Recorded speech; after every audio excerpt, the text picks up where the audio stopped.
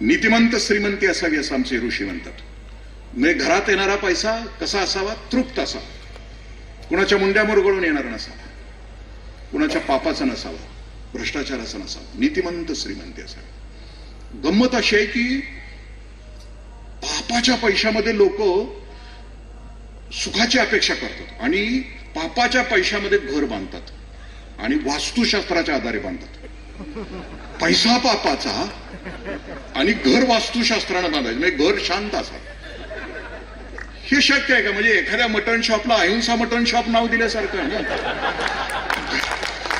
पापाच्या पैशाच्या घरामध्ये वास्तुशास्त्र म्हणजे असतं काय की ईशान्येला ईश्वर असावा, देवघर ईश्वर ईशान्येला असावं.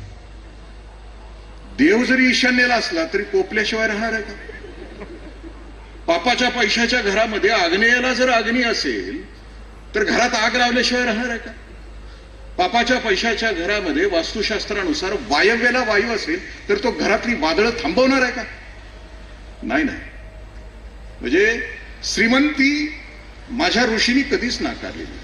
घरात येणारा पैसा तृप्त असला पाहिजे. दुसरा तपश्चर्याचा असला पाहिजे, लॉटरीचा असता कामा नये. तृप्ताम तर्पयंतीम ज्वलंत असं म्हटलं. आणि ज्वलंत झरा असला पाहिजे, कष्टाचा असला पाहिजे.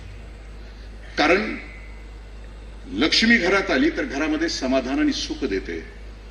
पापाच्या पैशाला ऋषी असं म्हणतात की ती अवदस आहे. ती आमच्या घरामध्ये आले, दिसेल श्रीमंती तथाकथित चंपोगिरी दिसेल पण उद्ध्वस्त झालेली असेल. सिंहासनं असतील पण ती वाळवीनं खाल्लेली असतील असं ऋषी म्हणतात.